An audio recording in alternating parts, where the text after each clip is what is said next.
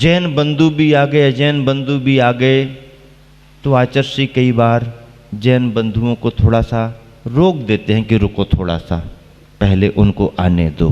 क्यों? तुम तो फिर भी बाद में आ सकते हो, आते जाते ही हो, तुम तो वैसे भी सुपरिचित हो, जरा रुको, ये कौन आया है, कहाँ से आया है, किस परिस्थिति में आया है, अपरिचित है, आने दो। और उसे बुला करके इस तरीके से बात करते हैं, इतने स्नेह से बात करते हैं कि उसे लगता है कि जैसे हम बहुत बरसों से परिचित हों। ऐसा आश्वस्त हो जाता है, ऐसा उसका विश्वास बढ़ जाता है। गुरुदेव ने देख लिया, गुरुदेव ने सुन लिया, गुरुदेव ने 2 शब्द बोल दिए, गुरुदेव ने कह दिया ठीक हो जाएगा, गुरुदेव ने हाथ उठा करके आशीर्वाद दे दिया, बिन दवाई के ठीक होने लगता है। जाओ, कोई बात नहीं, चिंता नहीं करो, मेहनत करो, पुरुषार्थ करो। परेशानी आ रही है, आती है परेशानी, धर्म को नहीं छोड़ना, धर्म के काम में लगे रहो, धर्म करते रहो, नमोकार की माला फेरो, अच्छे भाव से फेरो, रोज रोज फेरो, फेर तो रहे हो, लेकिन उसी फेरने को और अच्छे से फेरो। फेरते तो आ रहे हैं ना, तो फेरते तो आ रहे हो, तो मैं अलग से थोड़ी कुछ बता रहा हूं, जो फेरते आ रहे हो ना, उसी को थोड़ा और मन लगा करके फेरो, उसी को फेरो। कोई नया वाला मंत्र दे दो, मंत्र तो सभी पुराने हैं, नए तो कोई है ही नहीं। कोई नया वाला दे दो, नहीं, मंत्र तो जितने लिखे वो सब पुराने ही लिखे गए हैं। तो फिर वो तो हम सभी फेर रहे हैं, मंत्र जप रहे हैं, उन्हीं मंत्रों को जपो, थोड़ा सा और मन लगा के जपो, थोड़ी सी और शुद्धि से जपो, थोड़ा और विशुद्धि बढ़ा करके जपो, तुम्हारा काम बनेगा। काम बनता है, अशुभ कर्म टलते हैं, शुभ भावों से, शुभ कार्यों से हमारे अशुभ कर्म टलते हैं, पुण्य का योग आता है। चिंता मत करो, हो जाएगा, आचार्य श्री हो जाएगा, हाँ हो जाएगा, विश्वास से कह दिया हो जाएगा, और वचन लग जाते हैं, वचन सिद्धि रहती है, कह दिया तो हो भी जाता है। बीमार की तरफ नजर पड़ गई तो भी कहो, उसका पुण्य उदय आ जाए, अशुभ कर्म टलने लगे, वचन सिद्धि होती है, दृष्टि सिद्धि होती है। ये सभी साधना के बल पर आते हैं, अनुभव के बल पर हम लोग सब समझते हैं।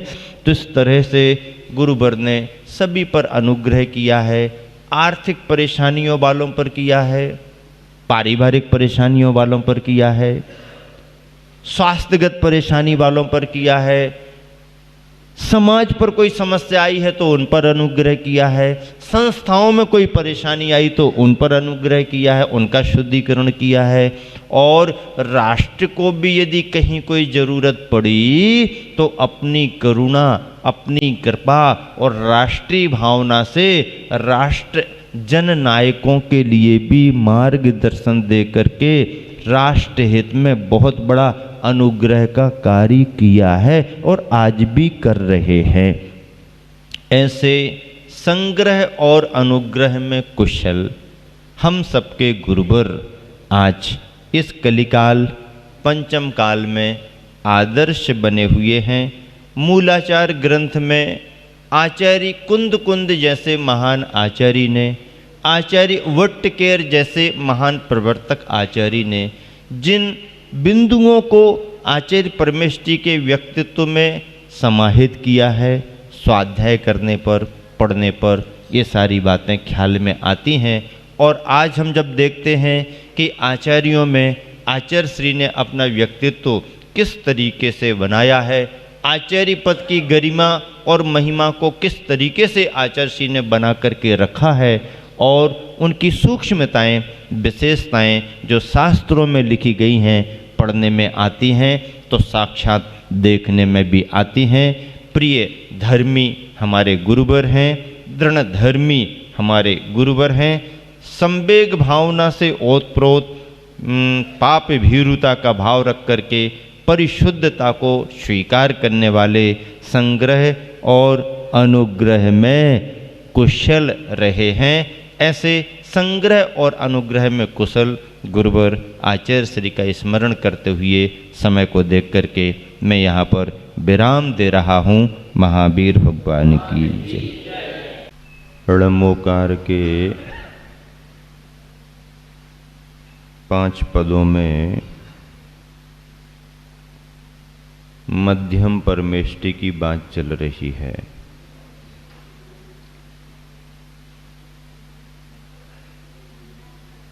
आचार्य परमेष्ठी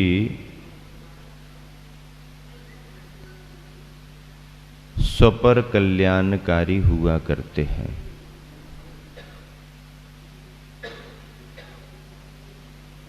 अपने हित का ध्यान तो रखते ही हैं, परहित के संपादन में भी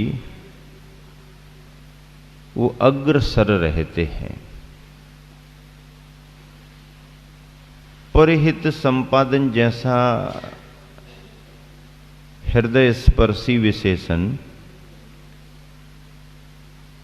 पूज्यपाद स्वामी ने तत्वार्थ सूत्र की टीका में भूमिका बनाते हुए लिखा है कि वे आचार्य वर्य कैसे होते हैं। परहित संपादक, दूसरों के हितों का संपादन भी करते हैं। अपना तो हित करते ही करते हैं, दूसरों के हित का भी ध्यान रखते हैं। और इसी विशेषता को लेकर के कुंद स्वामी ने फिर कहा कि संग्रह और अनुग्रह में वो कुशल होते हैं। तभी तो इतनी बड़ी जिन शासन की परंपरा आगे बढ़ रही है। कल के बिंदुओं में जो मूलाचार का संदर्भ है, बात आगे बढ़ रही है।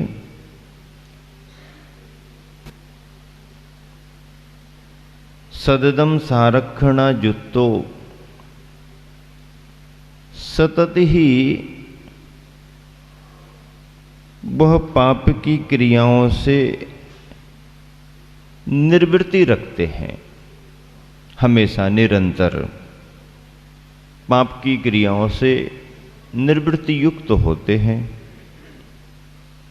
गंभीरो, गंभीर होते हैं। गंभीर का अर्थ क्या? गंभीर का अर्थ सामान्य नहीं है।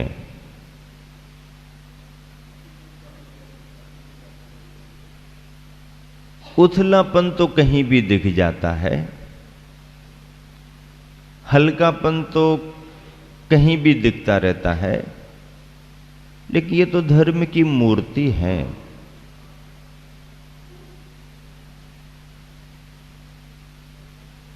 ऐसे आचार्य परमेष्टियों को गंभीर शब्द से संबोधित किया गया है। गंभीर वो होता है जो गहरा होता है। जिसके अंदर गहराई है, गंभीरता वहीं दिखेगी। गहराई के बिना गंभीरता नहीं आती। नदियों का पानी उछलता रहता है, लेकिन समुद्र का पानी ठहरा हुआ रहता है। ऊपर से समझ में ही नहीं आता, क्योंकि न तो हिल डुल रहा है, न उछल रहा है। हवा की वजह से उछल जाए बात अलग है, हिलोरें आएंगी, लहरें आएंगी, वो बात की बात है। लेकिन नदियों में हवा की वजह से तो आती हैं, पर पत्थर पड़े हुए हैं, कहीं पर कुछ आ गया, कहीं का पोछा, पानी टकराता रहता है, ऊंचा नीचा होता रहता है, तो उसमें गहरापन नहीं है। जहां पर गहरापन होता है, पानी वहां का शांत होता है, और वह शांत पानी ही गंभीरता का द्योतक होता है। समुद्र को गंभीर कहा है, और आचार्य परमेष्टियों को सागर सम गंभीरा कहा है। सागर के समान गंभीर हैं। ये तो उदाहरण समझ में आ गया कि नदी और समुद्र में क्या अंतर होता है। तो व्यक्ति में कैसे हम समझें कि गंभीरता है? जो व्यक्ति सभी की बात सुनने की क्षमता रखता है और जल्दबाजी में कोई प्रतिक्रियाएं देता नहीं है, वही व्यक्ति गंभीर माना जाता है। हमारी तुम्हारी प्रकृति तो ऐसी है कि उसने कहा नहीं कि तैयारी हमारी पूरी पहले ही से है। प्रतिक्रिया हम बहुत जल्दी प्रकट करते हैं, प्रतिक्रियावादी मानसिकता ही लेकर के हम चलते हैं। उन्होंने कहा था तो क्यों नहीं कहेंगे, उन्होंने ऐसा क्यों कहा, इसलिए तो हमने एक की चार सुनाई, एक की चार सुना दी, हमने हिसाब किताब बराबर कर दिया। अरे तो भैया उसी समय हिसाब किताब बराबर करने की क्या जरूरत, थोड़ा समय टाल के भी तो हिसाब किताब बराबर किया जा सकता ना। नहीं, बाद में फिर माहौल बदल जाता, तो उसी समय होना जरूरी था। ठीक है, आप ऐसे ही उचित समझते हैं, लेकिन कुछ लोग ऐसे भी होते हैं कि भैया भावावेश में आ गया, उसने तो अपना धर्म खो दिया, अपन अपना धर्म बचा के तो रखो, उसको तो अपना कोई लोक लिहाज नहीं है, अपन को तो मान मर्यादा का ध्यान रखना पड़ता है, नए नए हैं समझते नहीं हैं, चलो छोड़ो टाल दो, अभी बाद में देखेंगे, जब ये शांत होगा ना तब उसका कान पकड़ेंगे, उसी समय देखेंगे इसको, अभी ये सुनेगा भी नहीं। तो ऐसे में उसको तो अपनी इज्जत का ख्याल है ही नहीं, अपन अपनी काय को खराब करो, अभी थोड़ा माहौल ठंडा होने दो, बाद में इसको देखेंगे, फिर उसको सारी बात ख्याल में आएगी। ऐसा विचार करके समय और परिस्थिति के अनुसार जो कार्य करते हैं वो घर का प्रमुख होता है, वो समाज का प्रमुख होता है, और वही संघ का नायक धर्म प्रमुख आचार्य भी होता है। आचार्य की भूमिका बहुत बड़ी है। जैसे घर परिवार को चलाने में मुखिया की भूमिका होती है, समाज को चलाने में प्रधान की भूमिका होती है, ऐसे ही धर्म संघ को चलाने में आचार्यों की भूमिका होती है, आचार्यों की महत्ता है। इसीलिए तो आचार्यों के व्यक्तित्व में आचार्य परमेष्ठियों ने लिखा कि वो गंभीर भी होते हैं। उनकी शरण में आने वाले सभी एक जैसे स्वभाव वाले थोड़ी हो सकते हैं, और आते समय तो एक जैसा स्वभाव बना के आते हैं, फिर जब एडमिशन मिल जाता है और अधिकृत हो जाते हैं तो फिर स्वभाव बदलने में देरी थोड़ी लगती है। और मान लीजिए ऐसे अनेक शिष्यों में धीरे धीरे स्वभाव बदलने लगे, तो उनके स्वभाव को समझ करके भी उन्हें बराबर यथावत बनाए रखना गंभीरता से ही संभव है। सभी समय एक सा नहीं होता, सभी समय अच्छा भी नहीं होता है, समय में उतार चढ़ाव आते हैं, परिस्थितियों में उतार चढ़ाव आता है। तो उन सभी को समझ करके शांति समता का परिचय देते हुए गंभीरता से अपने कार्य और व्यवहार को करना, ये आचार्यों का प्रमुख लक्षण है। जल्दबाजी नहीं, उतावलापन नहीं, और हमारे अंदर क्या क्या आ गया है ये दो के अलावा तीसरे को कुछ पता ही नहीं।